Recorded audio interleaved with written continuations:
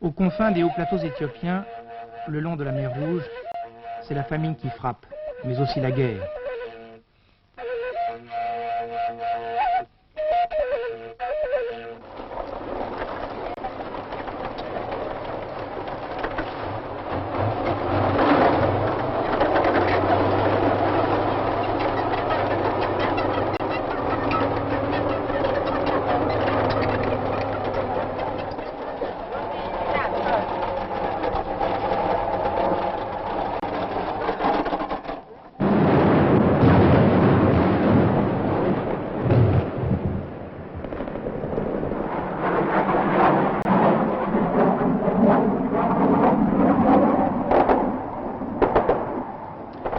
La bataille a commencé à 2 h du matin sur 3 directions, une à l'ouest, une au nord et une au sud, avec des colonnes blindées. Ensuite, les Éthiopiens ont décroché, ils ont été poursuivis pendant une partie de l'après-midi. Et le soir, à 5 h 30, l'assaut final a été donné tout autour de la ville, sur cette place où vous êtes maintenant. Quel était le but de cette offensive sur Barentou qui est pour la première fois aux mains du Front populaire de libération de l'Érythrée? Il y a deux raisons, un aspect militaire et un aspect politique. L'aspect militaire, Barentou était une espèce d'enclave, une espèce d'avancée dans les zones libérées. Et maintenant qu'elle est tombée, les lignes de communication, la logistique sera beaucoup plus concentrée. Le deuxième aspect, toute cette région est une région riche et il y a des projets de développement agricole, notamment pour lutter contre la sécheresse. Et ces projets de développement étaient toujours en danger du fait de la présence éthiopienne. Donc la libération de toute cette zone va permettre de donner un développement nouveau à ces projets agricoles. Ces projets ne verront jamais le jour. Prise le 7 juillet par les Érythréens, la ville de Barentou est retombée aux mains des forces éthiopiennes un mois et demi plus tard. Les combattants du Front populaire de libération de l'Érythrée ont à peine eu le temps de fêter leur victoire. Tout juste le temps de piller quelques maisons, de saccager les locaux du parti et de compter leur butin.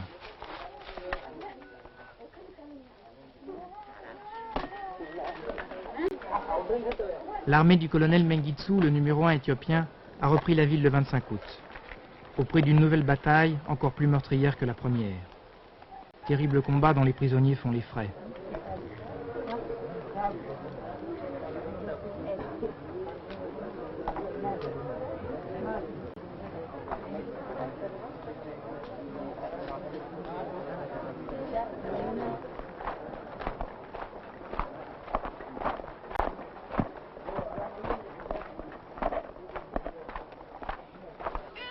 Après s'être rendus maîtres de la ville, les Érythréens ont aussitôt ouvert les portes des entrepôts et distribué la nourriture aux civils.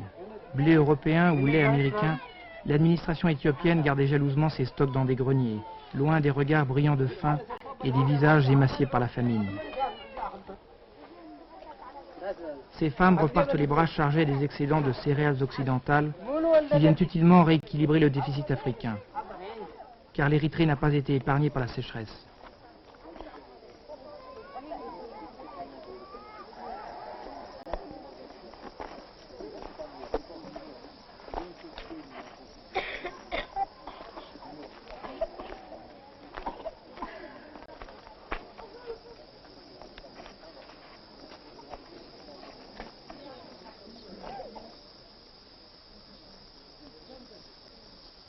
La Corne de l'Afrique, comme toute la bande sahélienne qui va de la mer Rouge à l'Atlantique, a été durement touchée par l'absence de pluie. Les Érythréens, qui sont en guerre depuis plus de 20 ans contre le régime éthiopien, ne profitent pas bien sûr de l'aide internationale qui arrive à Addis Abeba. Ils ont donc organisé leur propre réseau d'aide humanitaire via le Soudan, qui laisse passer les sacs de blé à destination de l'Érythrée. Et sur les quais de Port-Soudan, les dockers suffisent à peine à la tâche.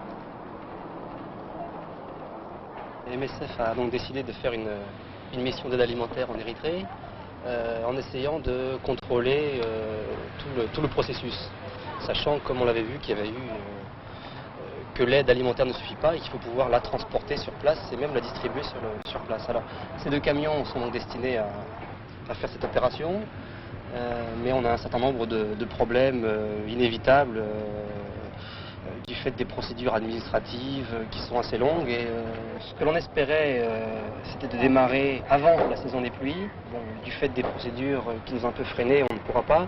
Ce qui fait que le chemin le plus direct, qui était le long de la mer Rouge, est actuellement bloqué, puisque la rivière Baraka est présentée. Par conséquent, il va falloir piquer sur le sud, sur Kassala, pour remonter en Érythrée. Ça va donc allonger les rotations. Alors, on va voir justement, c'est un petit peu l'objet de notre prochaine visite dans le pays. On va voir avec les Érythréens les centres de regroupement qui seront les plus facilement accessibles depuis Kassala.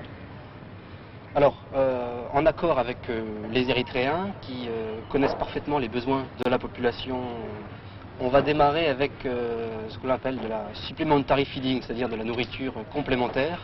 Ça va consister du sucre, de l'huile, des lentilles, du lait et des biscuits que l'on acheminera sur le terrain et dans les centres de ce qu'ils appellent les centres de regroupement de population. Pour l'instant, on fonctionne, disons, sur une première tranche. Et ça tourne autour de 10 millions de francs. Pour l'instant.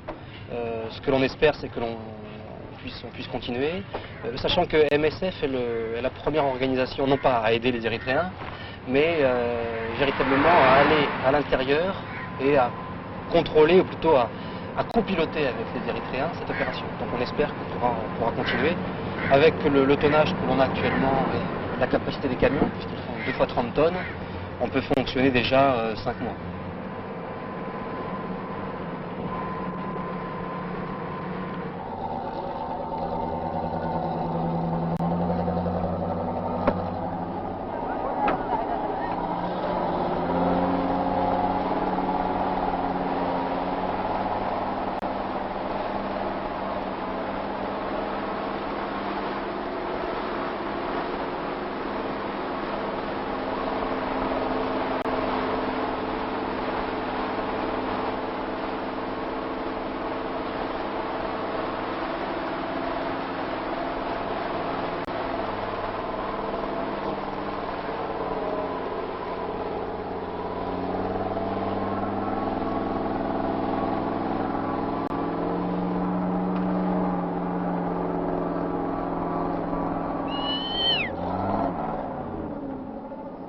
We would like to thank you for the food you brought to our people here.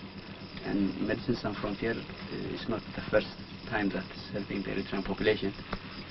2 years ago they have established a clinic for the people here, which we are very grateful, of course. And now you brought food items, we are happy.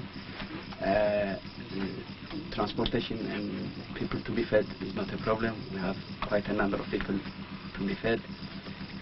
Presently we have about 31 camps in Sahel, Senhit and Barka. At present, are there other emergency problems? We need medicines at this time. We are in a very short problem. What kind of medicine? Medicines especially for children. Especially for children.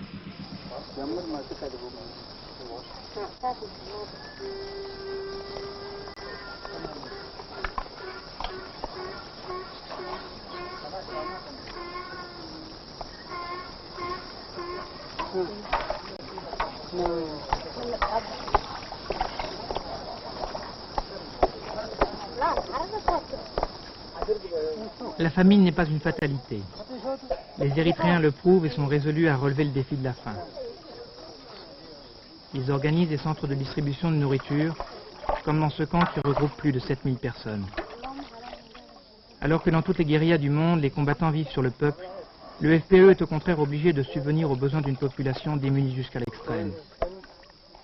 Opération non désintéressée, on l'imagine sans peine.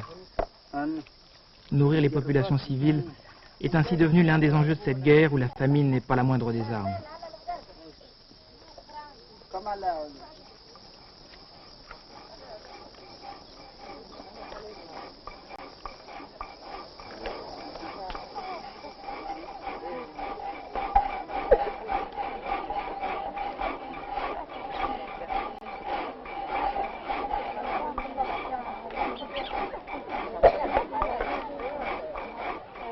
Pour moudre le grain, les femmes n'ont là-bas que des moulins à bras. Elles cuisent ensuite l'injera, de grosses crêpes de sorgho aussi délicieuses que les galettes bretonnes au sarrasin. Elles préparent aussi du thé parfumé à la cannelle et parfois du café au gingembre.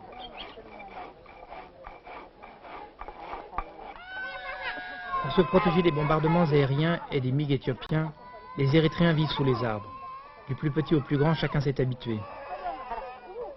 Ici, l'arbre pouponnière, abri des orphelins de guerre.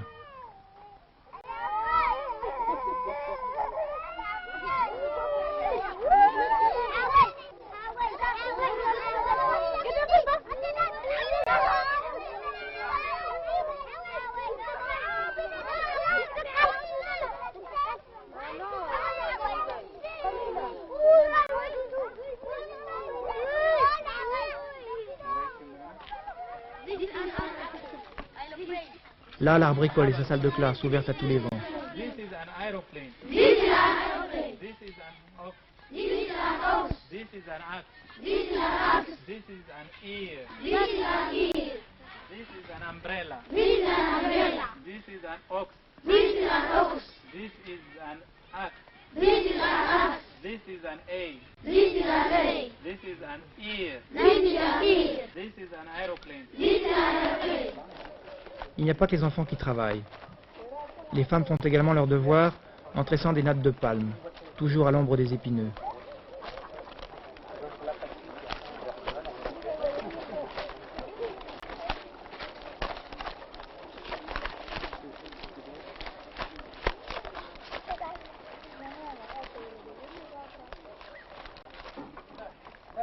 Sous cet acacia géant se dissimule un garage entier. Pièces détachées, postes de soudure, tous les véhicules pris à l'ennemi, ils sont maintenus en parfait état de marche.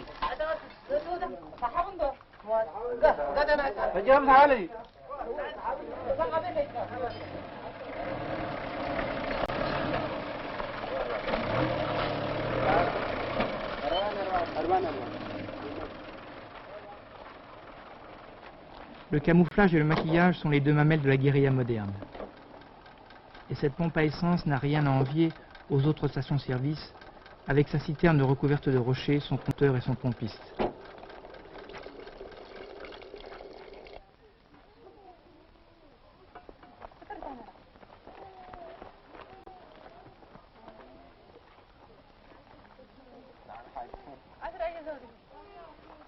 Ces arbres masquent tout un hôpital, celui de Dorota, qui s'étend au gré de la végétation sur près de 5 km. Les femmes et les enfants attendent patiemment l'heure de la consultation. Souvent, les malades sont venus avec toute leur famille, et des campements se forment devant la maternité ou les services de chirurgie, avant de se défaire une fois l'enfant né ou le patient rétabli.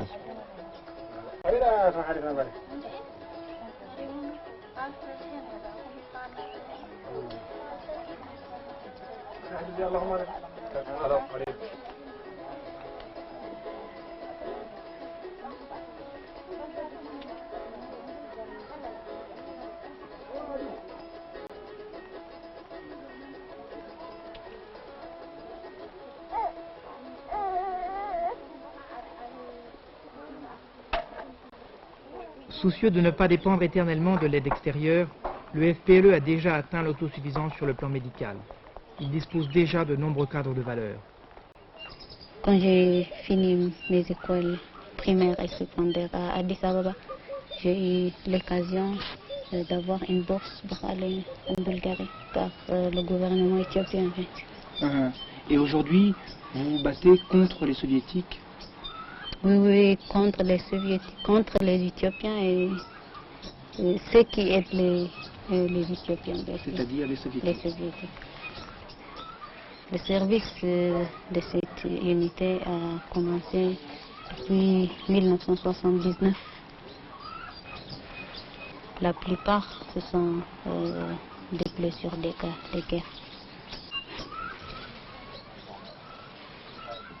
Les spécialistes de la France, surtout les Médecins Sans Frontières, ils nous aident à former des spécialistes, c'est-à-dire des opérations modernes, etc.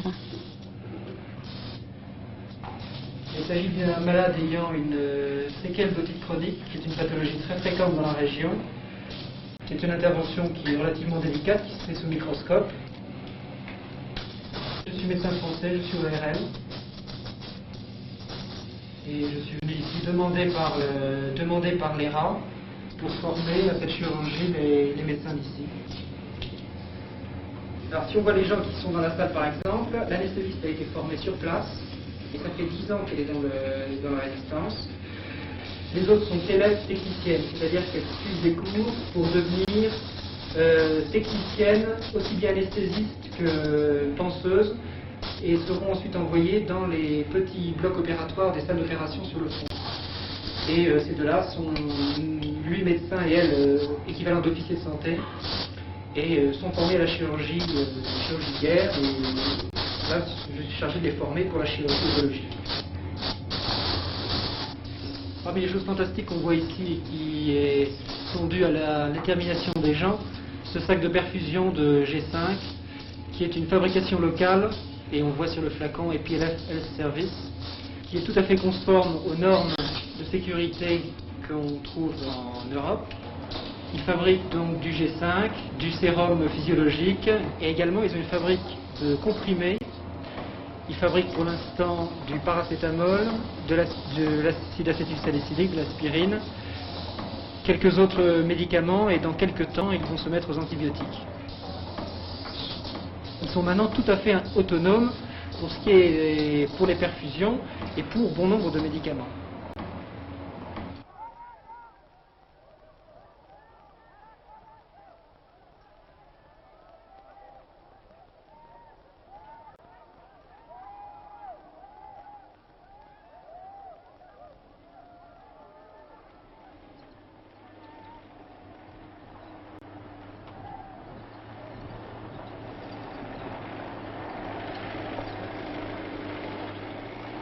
Challenge Road, la route du défi, la route aux 32 virages. Sans aucun doute la plus belle réalisation des services du génie érythréen, qui n'a cependant pu être menée à bien qu'avec l'aide des prisonniers éthiopiens. Ceux-ci servent en effet de cantonniers sous la surveillance d'une poignée de gardiens et entretiennent le réseau routier aux 4 coins de l'Érythrée.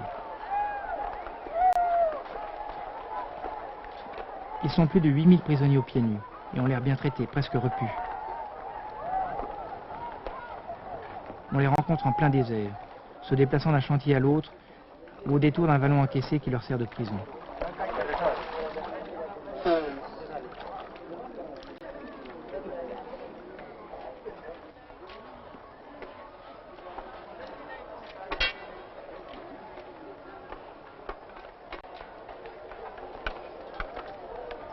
Au camp d'Iwat, plus de 3000 d'entre eux partagent leur temps entre quelques menus travaux d'artisanat ou de jardinage, un peu de sport et des cours d'alphabétisation. Leur sort n'est pas enviable pourtant. De peur de légitimer la guérilla érythréenne, le gouvernement éthiopien refuse de leur accorder le statut de prisonniers de guerre. Il les considère comme déserteurs. Quant au FPLE, il soupçonne la Croix-Rouge de vouloir infiltrer ses rangs et hésite à laisser l'organisation internationale visiter les camps.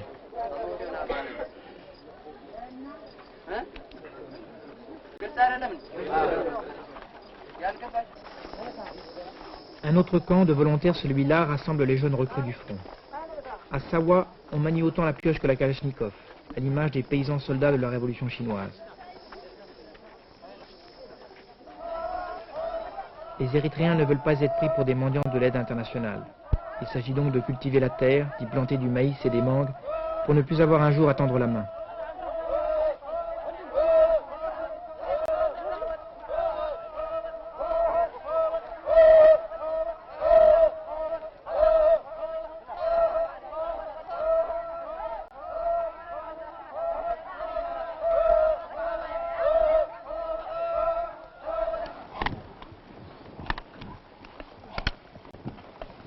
Aligadir, plus au sud, représente un projet de développement agricole encore plus ambitieux. Cette ancienne latifundia italienne jouissait autrefois d'irrigation que le FPLE rêve de réhabiliter. Et les Érythréens se prennent à regretter l'époque de la colonisation italienne, avant-guerre, synonyme de route et d'industrie. Le capitalisme, disent-ils, c'est tout de même mieux que le féodalisme.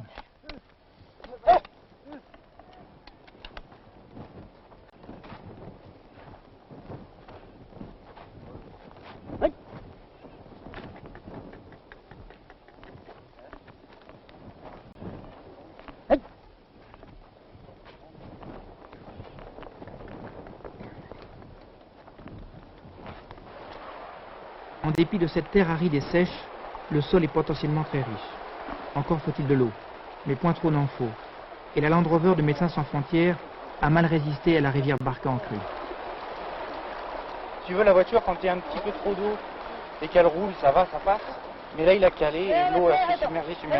Et la voiture a roulé et puis elle a fait un tonneau mais très très long, tu vois. Les quatre pattes en l'air. Et lui, il s'est redressé, et lui, il est parti.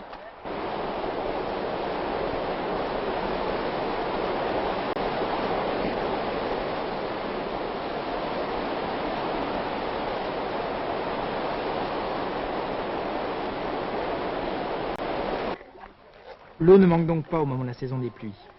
Le tout est de pouvoir la retenir. Dans des citernes sauvages, camouflées par des bâches de fortune. Ou à l'aide de ce château d'eau, la fierté du complexe agricole d'Aligadir et des enfants qui en ont la surveillance. Des gamins qui sont peut-être morts pendant l'attaque des forces éthiopiennes, quelques semaines après notre passage. Les troupes d'Addis Abeba contrôlent désormais la région et ont réduit à néant les espoirs de la guérilla érythréenne de faire de ce désert un nouveau jardin d'Éden.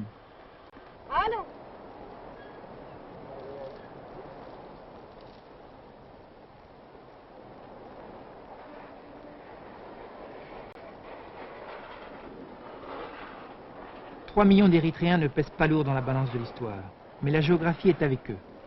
Le territoire qu'ils revendiquent est le seul accès de l'Éthiopie à la mer Rouge.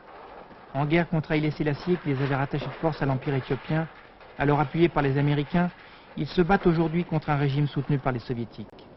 Une guerre acharnée qui voit s'affronter une guérilla d'obédience marxiste et un pouvoir dont Moscou tire les ficelles. Marx est en effet ici des deux côtés, mais semble s'accommoder de ce paradoxe.